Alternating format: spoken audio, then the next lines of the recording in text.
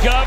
Dietrich has been for the Reds. The chains are fun. I mean, it's just part of my swag, and I've always had them, and they just do what they want, especially when you hit a good one and they're bouncing around. But they're just being embraced a little bit more now than they were in the past, which I'm not mad about. So. Yeah, you are certainly embracing the let the kids play mentality. Welcome to Stepping Up to the Plate. I'm Shannon Ford alongside Derek Dietrich, a man who has had many titles in our short season. Beekeeper. Derek Dietrich. You gotta love that guy. No doubt about it. Electrician. Got a couple of bats. He's gonna go up there and try to fix the lights. Jack of all trades, I guess. All right, well, today we want to talk to you about your title as a hitter. So from the time you get to the ballpark to your first at bat, walk me through the routine. First, you got to warm up the body, so I'm in the hot tub getting warmed up. Start in the gym, resistance training with the weights. Once my body's ready to go, I'm feeling good and ready, I'll head into the batting cage and start my hitting routine there with the hitting coaches. I'll take it into batting practice and go from there. What are you working on in batting practice? For me, in batting practice, I'm really trying to hit low line drives, put some balls in the seats, because that's what I like to do, and you got to practice what you want to do. What gives you your power? What are you eating? What's in the diet? All right, so, well, I'm always eating a lot of protein. Sweet potatoes are my go-to for carbs, and then staying healthy has been one of my biggest attributes of my career. I'm a big sweet potato fan too, so thank you for validating that it is a good carb. Of course. On deck circle. Yep.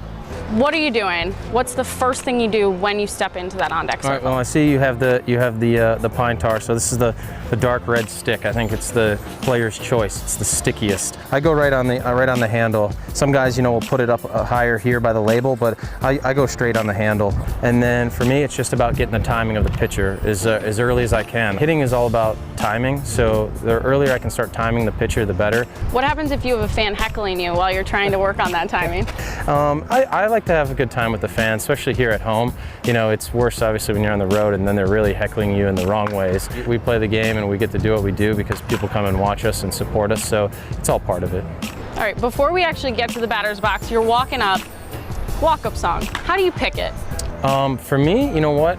I've had Phil Collins in the air tonight for... Which I love. Yeah, I've had that probably since college. And my parents were big fans of Phil Collins, even when that song was hot during Miami Vice way back in the day. You're walking up to the box. What's the first thing you do?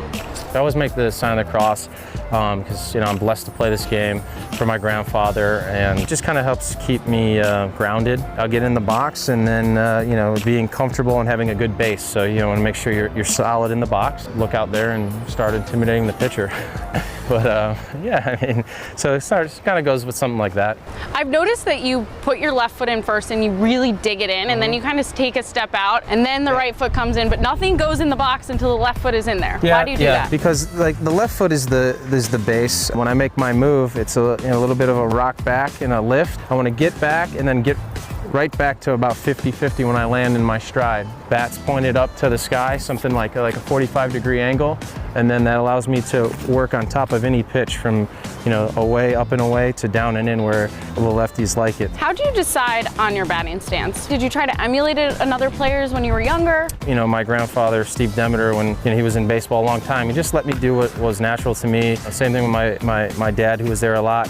I can remember just my earliest memories of my dad telling me, keep your elbow up, an eye on the ball, and simple things. So you're an elbow up guy by Dad's recommendation? Yeah, by Dad's recommendation, yep. Even if I spot him in the stands, he'll point to his eye or something funny like that. Obviously it's a different stage, but things you go by when you're a little kid hold true to this day, so.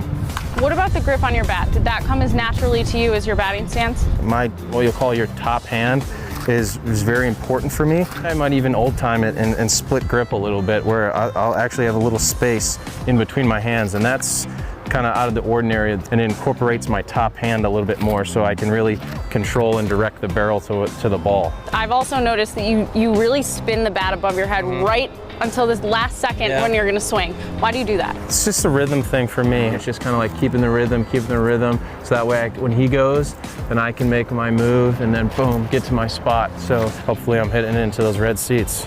Double-digit home runs already this season. Where's the power zone for you? It really hasn't been a certain pitch or even a certain area for me. Just really it's been about putting an aggressive swing on a good pitch in the strike zone, and hopefully there's a lot more to come.